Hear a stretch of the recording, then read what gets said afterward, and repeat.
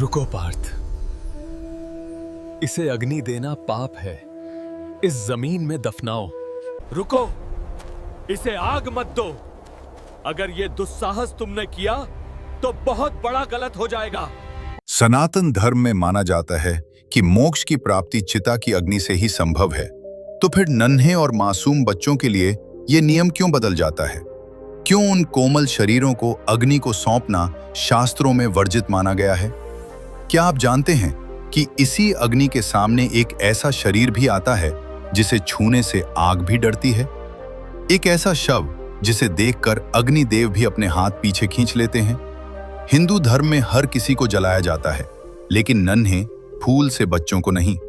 उन्हें ठंडी मिट्टी में अंधेरे गर्भ में वापस सुला दिया जाता है। क्यों? ये प्रश्न साधारण लग सकता है, लेकिन इसका उत्तर बेहद चौंकाने वाला है।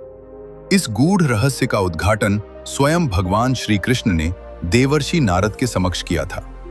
आखिर क्या था वो दिव्य कारण जिसे सुनकर नारद जी भी स्तब्ध रह गए थे? आइए इस वीडियो में उस परम सत्य से पर्दा उठाते हैं। एक बार की बात है, द्वारका की शाम आज कुछ अलग थी। रोज हवाओं में जो शीतलता होती थी, आज उसकी जगह एक अजीब सी खामोशी ने ले ली थी। समुद्र की लहरें जो सदैव अपनी गर्जना से तटों को जगाए रखती थीं, वे भी जैसे आज मौन साधकर किसी अनहोनी की प्रतीक्षा कर रही थीं।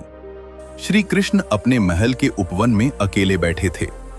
उनकी उंगलियां उनकी प्रिय बांसुरी पर थीं, जिसे बजाते ही तीनों लोग मंत्रमुग्ध हो जाते थे। लेकिन आज उनके होंठ स्थिर थे। वे कुछ बजा नहीं रहे थे, बस शून्य में निहार रहे थे, जैसे वे उस सन्नाटे को सुन रहे हों जो आने वाले तूफान का संकेत था। तभी आकाश मार्ग से एक ध्वनि गूंजी, लेकिन यह वो ध्वनि नहीं थी जिसका द्वारका अभ्यस्त थी। वीणा की एक टूटी हुई बेसुरी तान सुनाई दी, जिसमें संगीत कम और पीड़ा अधिक थी। नारद मुनि वहां प्रकट हुए।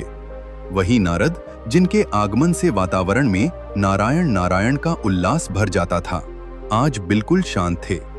उनके चेहरे पर आज कोई जिज्ञासा नहीं, कोई नई खबर सुनाने का उत्साह नहीं, बल्कि एक गहरी पीड़ा और सुलझने वाली उलझन की लकीरें थीं। उनकी आंखों में वो चमक नहीं थी, बल्कि एक ऐसा प्रश्न था जिसने उनकी शांति छीन ली थी। श्री कृष्ण ने बिना मुड़े, बिना उनकी ओर देखे ही, मानो उनके मन के भीतर झांकते हुए कहा, देवर्षि, आज आपकी वीणा के तार बेसुरे क्यों हैं? ये तो कभी नहीं होता। और आपके मन का ये कोलाहल, ये तो बाहर चल रहे समुद्र के तूफान से भी कहीं अधिक तेज है। आज आप समाधान लेकर नहीं, शंका लेकर आए हैं। नारद मुनि श्री कृष्ण के चरणों के पास बैठ गए। उनका शरीर शिथिल पड़ गया था। उन्होंने एक गहरी सांस ली और भारी स्वर में बोले, केशव, आप अंतर्यामी हैं, फिर भी आज मुझे कहना होगा। आज मैं मृत्युलोक से, उस धरती से एक ऐसा दृश्य देखकर आ रहा हूं जिसने मेरे समस्त ज्ञान, मेरे सारे तर्कों को चुनौती दे दी है। प्रभु, मैंने वहां मृत्यु के दो रूप देखे। एक तरफ मैंने एक पिता को देखा। उसके बूढ़े पिता की मृत्यु हुई, शरीर जर्जर हो चुका था। उसने पूरे विधि विधान से चिता जलाई। अग्नि ने उस शरीर को भस्म किया, पंच तत्व में विलीन किया, और वहां खड़े सब ने हाथ जोड़कर कहा, इन्हें मुक्ति मिल गई। वो दृश्य संतोषजनक था केशव। नारद का स्वर अचानक कांपने लगा। उनकी आवाज में एक रूह कंपा देने वाली नमी आ गई। लेकिन ठीक उसी समय, उसी शमशान के दूसरे वीरान कोने में मैंने एक बदनसीब मां को देखा। उसकी गोद में उसका 3 वर्ष का मृत बालक था, एक फूल जैसा कोमल शरीर। प्रभु, वो मां अपने बच्चे को अग्नि नहीं दे पाई। लोगों ने कहा, बच्चे को जलाया नहीं जाता। और उस मां की चीखों के बीच उस बच्चे को उस ठंडी अंधेरी मिट्टी में गाड़ दिया गया। नारद ने आवेश में आकर पूछा, क्यों केशव, ये भेद क्यों? क्या उस नन्हे बच्चे को मुक्ति नहीं चाहिए? क्या अग्नि उस पर दया नहीं करती? हम कहते हैं कि अग्नि पावन है, वो सब कुछ शुद्ध करके आत्मा को मुक्त करती है। तो फिर उस मासूम को उस शुद्धि से वंचित क्यों रखा गया? उसे कीड़े मकोड़ों के बीच मिट्टी में क्यों दबाया गया? अगर अग्नि ही मोक्ष का द्वार है तो उस बालक के लिए वो द्वार बंद क्यों था? ये अन्याय नहीं तो और क्या है? श्री कृष्ण धीरे से मुस्कुराए, लेकिन यह मुस्कान विनोद वाली नहीं थी। उनकी आंखों में एक गहरा सागर था जिसमें अनंत करुणा थी। वे बहुत ठहराव के साथ बोले, देवर्षि, जिसे तुम अपनी मानवीय दृष्टि से अन्याय समझ रहे हो, वो वास्तव में सृष्टि का सबसे गूढ़ विज्ञान है, जिसे केवल एक योगी ही समझ सकता है। अग्नि का धर्म है जलाना। वो अशुद्धियों को भस्म करती है।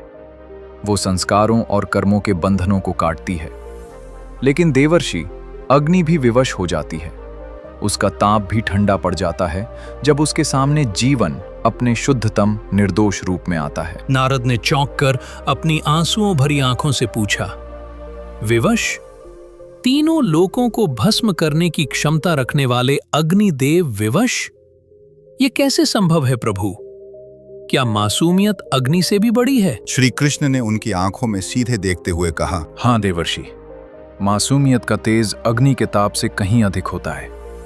तुम्हें ये परम सत्य समझाने के लिए मुझे तुम्हें उस प्राचीन कालखंड में ले जाना होगा जब स्वयं अग्निदेव को प्रकट होकर ऋषियों के सामने अपनी विवशता स्वीकार करनी पड़ी थी।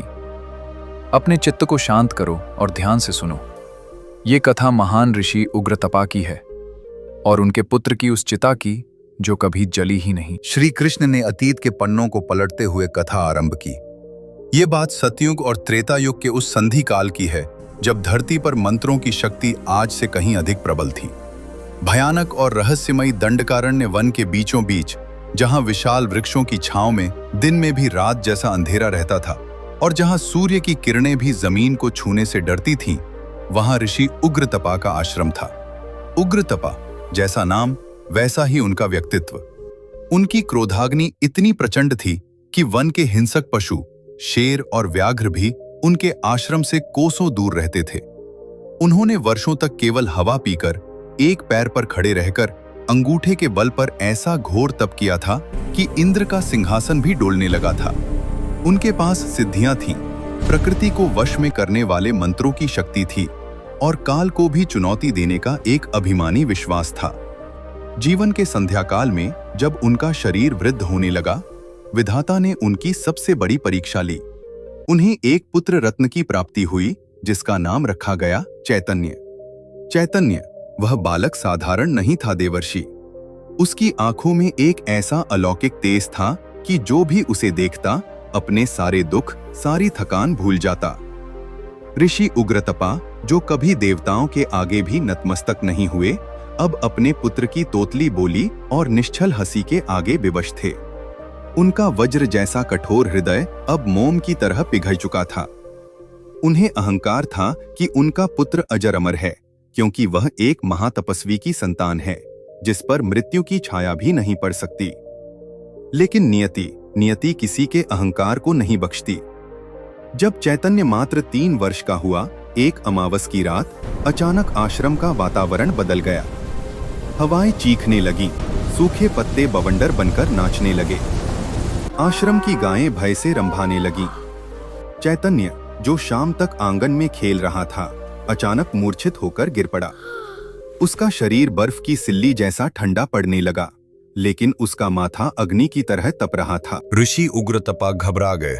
उन्होंने अपनी सारी सिद्धियां, सारा संचित ज्ञान दांव पर लगा दिया। उन्होंने महामृत्युंजय मंत्र का ऐसा जाप किया जिसका नाद पूरे दंडकारण्य वन में गूंज उठा।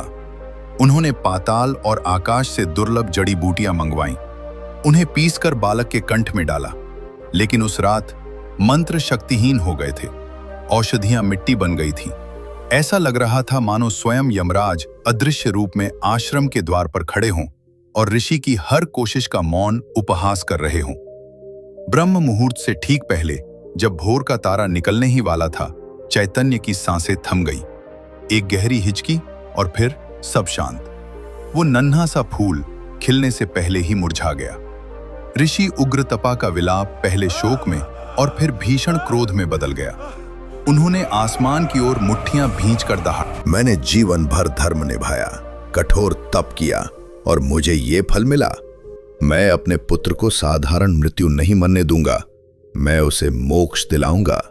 ऐसा परम मोक्ष जो देवताओं को भी दुर्लभ हो। ऋषि ने संकल्प लिया कि वे अपने पुत्र का अंतिम संस्कार साधारण लकड़ियों से नहीं बल्कि विशिष्ट मलयगिरी चंदन और देवकाष्ठ से करेंगे। शमशान घाट पर एक विशाल चिता सजाई गई। ऋषि ने उसमें इतना शुद्ध घी डाला कि उसकी सुगंध से पूरा वन महक उठा, मानो कोई यज्ञ हो रहा हो। ऋषि उग्रतपा ने कांपते हाथों में जलती हुई मशाल ली। उनकी आंखें लाल थीं, आंसुओं और क्रोध के मिश्रण से दहक रही थीं। उन्होंने मंत्र उच्चारे, हे अग्नि, हे पावक, इस शरीर को ग्रहण करो, इसे पंच तत्वों में विलीन करो और परम गति प्रदान करो। ऋषि ने पूरे वेग से मशाल चिता में डाली। सूखी लकड़ियां घी से लथपथ, नियम के अनुसार उन्हें बारूद की तरह भभक कर जल उठना चाहिए था। लपटें उठी भी। उन्होंने लकड़ियों को अपनी आगोश में लिया। नृत्य करती हुई लपटें ऊपर चढ़ी। लेकिन देवर्षि, वहां एक चमत्कार हुआ। जैसे ही वे लपटें बालक चैतन्य के कोमल शरीर की ओर बढ़ीं, वे बुझ गईं। जैसे वे लपटें उस शरीर को छूने से डर रही हों, जैसे किसी ने अदृश्य फूंक मारकर उन्हें बुझा दिया हो। ऋषि हैरान रह गए। उन्होंने सोचा शायद हवा तेज है। उन्होंने दोबारा प्रयास किया और अधिक घी डाला, कपूर जलाया, फिर से आग लगाई, अग्निदेव का आह्वान किया। लेकिन परिणाम वही, लकड़ियां जलती, मगर बालक के शरीर के पास आते ही अग्नि अपना स्वभाव छोड़ देती, ठंडी पड़ जाती। चिता धधक रही थी, पर बालक का शरीर फूलों की तरह ताजा और सुरक्षित था। अग्नि उसे छूने को भी तैयार नहीं थी। इस बार जो दृश्य उपस्थित हुआ वो रोंगटे खड़े करने वाला था। चिता के चारों ओर लपटें उग्र होकर नाच रही थीं। लकड़ियां धू धू कर जल रही थीं, लेकिन आश्चर्य, उन लपटों के बीच रखा बालक का शरीर पूरी तरह सुरक्षित था। उसके रेशमी वस्त्रों का एक धागा तक नहीं सुलगा था। ऐसा प्रतीत हो रहा था मानो अग्नि की लपटें उस शरीर के पास जातीं और भयभीत होकर पीछे हट जातीं, ठीक वैसे ही जैसे कोई विषैला सर्प अपने शिकार को आवश्यकता से अधिक शक्तिशाली समझकर डर के मारे पीछे हट जाए। अग्नि, जो सब कुछ भस्म करने के लिए जानी जाती है, आज एक फूल को छूने का साहस नहीं जुटा पा रही थी। यह अकल्पनीय दृश्य देखकर वहां मौजूद अन्य मुनि और शिष्यों के धैर्य का बांध टूट गया। शमशान की निस्तब्धता काना फूसी के शोर में बदल गई। कोई भय से कांपते हुए कह रहा था, क्या ये बालक शापित है? तो कोई शंका जता रहा था, क्या किसी पिशाच का साया है जिसने अग्नि को बांध दिया है? आखिर अग्निदेव अपनी ही आहुति स्वीकार क्यों नहीं कर रहे? हर तरफ भय और भ्रम का वातावरण था। ऋषि उग्रतपा, जो अब तक धैर्य धरे बैठे थे, ये सब सुनकर टूट गए। उन्हें लगा ये अग्निदेव का अहंकार है जो उनके पुत्र का अपमान कर रहा है। एक पिता की ममता और एक महान तपस्वी का अहंकार आपस में टकरा गए। उनका चेहरा क्रोध से तमतमा उठा। ऋषि ने आसमान की ओर देखकर भीषण गर्जना की। अग्नि, तुम मेरे धैर्य की परीक्षा ले रहे हो? क्या तुम भूल गए मैं कौन हूं? मैं उग्र तपा हूं। अगर तुम मेरे पुत्र के नश्वर शरीर को नहीं जला सकते, तो इसका अर्थ है कि तुम में अब वह पवित्रता शेष नहीं बची। तुम अपवित्र हो गए हो। क्रोध के अतिरेक में उन्होंने अपने कमंडल से जल निकाला। उनका हाथ श्राप देने के लिए ऊपर उठा। वातावरण में बिजली कौंध गई। उन्होंने ललकारा, प्रकट हो अग्नि, अभी इसी क्षण कारण बताओ, वरना आज मैं अपने तपोबल से तुम्हें शाप देकर इस सृष्टि से सदा के लिए लुप्त कर दूंगा। तभी एक भयानक गर्जना हुई जिसने धरती और आकाश को हिला दिया। शमशान की भूमि थरथराने लगी। चिता की बुझी हुई राख के बीच से एक विशाल स्तंभ जैसा प्रकाश प्रकट हुआ। वो प्रकाश इतना तीव्र था कि आंखें चुंधिया गईं। तापमान इतना बढ़ गया कि वहां दूर खड़े लोगों की त्वचा झुलसने लगी। स्वयं अग्निदेव प्रकट हुए। उनका स्वरूप विराट था। 7 जिह्वाएं लपलपा रही थीं जो आकाश को चूम रही थीं। लेकिन आश्चर्य, उनकी आंखों में ऋषि के प्रति क्रोध नहीं, बल्कि एक अजीब सी विवशता, एक लाचारी थी।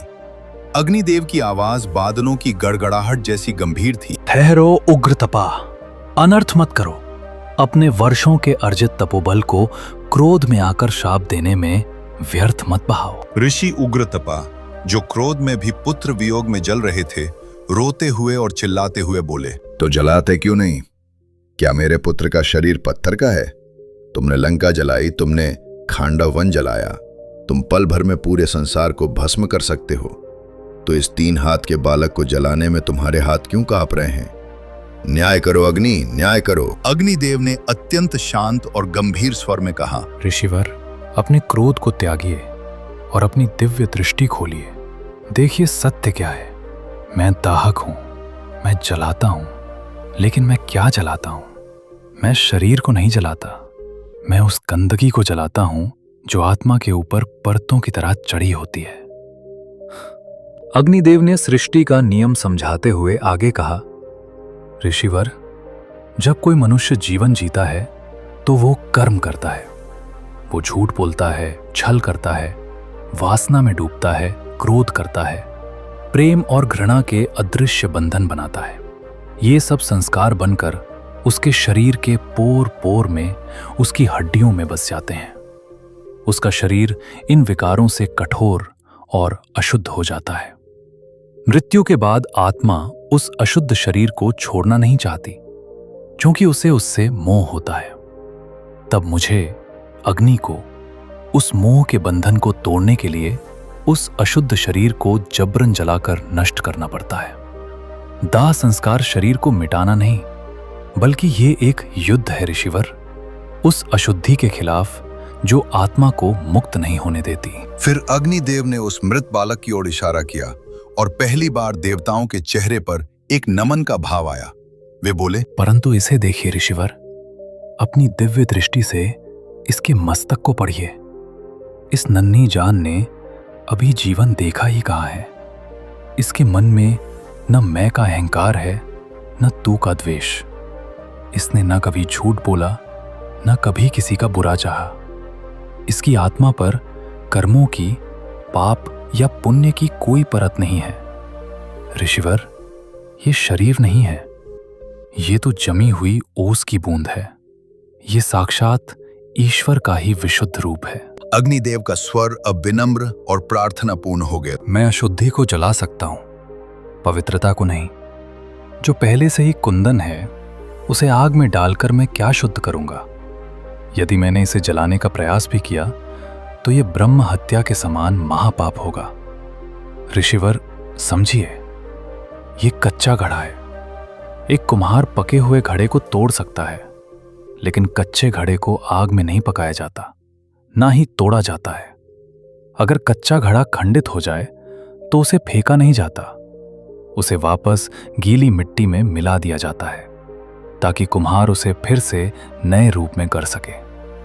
अग्निदेव ने अंतिम निर्णय सुनाते हुए कहा, इसे मुझे मत सौंपिए। अग्नि इसका घर नहीं है। इसे उसकी गोद में दीजिए जो इसकी असली मां है, धरती मां। इसे बीज की तरह बो दीजिए। अगर आप बीज को जला देंगे तो वो राख बन जाएगा, लेकिन यदि आप उसे धरती में बोएंगे तो वो विश्राम करेगा, अपनी जड़ों को पुनः प्राप्त करेगा और एक दिन फिर से नए जीवन के रूप में खिल उठेगा। अग्निदेव के ये वचन सुनकर ऋषि उग्रतपा का शरीर कांप उठा। उनके हाथ से वो कमंडल छूटकर गिर गया जिससे वे अभी श्राप देने वाले थे। उनका सारा क्रोध आंसुओं के सैलाब में बह गया। उन्हें अपनी भूल का एहसास हुआ। वे अपने अहंकार में मोक्ष की जिद कर रहे थे, जबकि उनका पुत्र तो पुनर्जन्म की यात्रा पर था। वो अभी जीवन की कक्षा से उत्तीर्ण नहीं हुआ था। उसे तो बस अगली कक्षा में प्रवेश चाहिए था। उसे मुक्ति नहीं, नया अवसर चाहिए था। ऋषि ने कांपते हाथों से चिता बुझा दी। उन्होंने अपने पुत्र के शव को अपनी गोद में उठाया, ठीक वैसे ही जैसे उसके जन्म के समय पहली बार उठाया था। वे उसे लेकर वन के सबसे शांत और पवित्र कोने में गए। वहां उन्होंने धरती में अपने हाथों से एक गड्ढा खोदा। उसे कब्र नहीं कहा जा सकता था, वो तो एक पालना था। ऋषि ने बालक को उसमें लिटाया, उसके माथे को अंतिम बार चूमा। उस पर मिट्टी डालते समय ऋषि को लगा कि वे अपने बेटे को दफना नहीं रहे, बल्कि एक अनमोल बीज को सुरक्षित रख रहे हैं। उन्होंने प्रकृति की धरोहर को प्रकृति को ही लौटा दिया। श्री कृष्ण ने कहानी समाप्त करते हुए एक गहरी दीर्घ सांस ली। उनकी दृष्टि अब नारद पर नहीं, बल्कि क्षितिज के पार थी, मानो वे उस सनातन सत्य को देख रहे हों। उनकी आवाज अब केवल एक मित्र की नहीं, बल्कि उस जगत गुरु की थी जो आत्मा के रहस्यों को खोलता है। वे बोले, नारद, इसीलिए हमारे सनातन धर्म के विधान में दो ही प्राणियों को अग्नि में नहीं तपाया जाता, एक परम सन्यासी और दूसरा अबोध शिशु। और इन दोनों के पीछे का विज्ञान बहुत गहरा है। श्री कृष्ण ने अपनी बात को विस्तार देते हुए कहा, सन्यासी जो जीवित रहते हुए ही अपनी काया को तपा चुका होता है। देवर्षि, जब कोई सन्यास लेता है तो वह विरजा होम करता है। वह अपने जनेऊ को, अपने कुल को, अपने नाम को और अपने अहंकार को अपनी ही तपस्या की अग्नि में आहुति दे देता है। उसका शरीर अब केवल हाड़ मांस का ढांचा नहीं रहता, वह एक मंदिर बन जाता है जिसमें ईश्वर का वास होता है। और नारद, मंदिरों को जलाया नहीं जाता, उन्हें भू समाधि दी जाती है ताकि उनका पवित्र शरीर धरती में मिलकर उसे भी तीर्थ बना दे। कृष्ण थोड़ा रुके, उनकी आंखों में वात्सल्य भर आया। और दूसरी ओर है वह शिशु जो अभी धरती पर आया ही था। वह एक अतिथि की तरह था जो अपना सामान यानी अपने कर्म लाना भूल गया था, जिसने अभी कर्मों का खाता खोला ही नहीं, जिसने न राग किया, न द्वेष, न किसी का दिल दुखाया, न किसी पर अधिकार जमाया। उसका शरीर तो उस मिट्टी के लौंदे जैसा है जिस पर अभी दुनिया की कोई छाप नहीं पड़ी। उसे अग्नि में जलाना उस संभावना को नष्ट करना है जो भविष्य में फिर से खिल सकती है। श्री कृष्ण ने नारद के कंधे पर हाथ रखते हुए अंतिम सत्य कहा, अग्नि केवल उसे जलाती है जिसमें मैं का ईंधन होता है, लेकिन सन्यासी का मैं मर चुका होता है और बच्चे का मैं अभी जन्मा ही नहीं होता। ये दोनों ही निर्दोष हैं, ये दोनों ही अग्नि परीक्षा से परे हैं। इन्हें अग्नि की दाह नहीं, धरती की गोद चाहिए। धरती जो माँ है, जो सन्यासी को अपने भीतर समेटकर विश्राम देती है और शिशु को अपने गर्भ में लेकर फिर से एक नए जीवन के लिए तैयार करती है। नारद मुनि जो कथा के आरंभ में प्रश्न लेकर आए थे, अब उनकी आंखों से अविरल अश्रु बह रहे थे। उनका हृदय भर आया था। उनकी जिज्ञासा अब भक्ति और ज्ञान में बदल चुकी थी। उन्होंने हाथ जोड़कर मस्तक झुकाकर कहा, हे केशव, आज मेरे नेत्र खुल गए। आज समझ आया कि शमशान में वो मां क्यों नहीं रो रही थी जब उसके बच्चे को दफनाया जा रहा था। शायद उसकी ममता जानती थी कि अग्नि उसके फूल को जला नहीं सकती। उसे भी पता था कि उसका बच्चा मरा नहीं है, बस मां धरती की गोद में सोने गया है फिर से जागने के लिए। और दोस्तों, इस तरह वो रहस्य सुलझ गया। तो अगली बार जब आप किसी नन्हे फरिश्ते को धरती की गोद में जाते देखें तो शोक न करें, बल्कि यह याद रखें कि अग्नि केवल उसे जलाती है जिसमें अहंकार का ईंधन होता है। मासूमियत तो आग से भी ज्यादा पावन होती है, जिसे स्वयं अग्नि भी नमन करती है।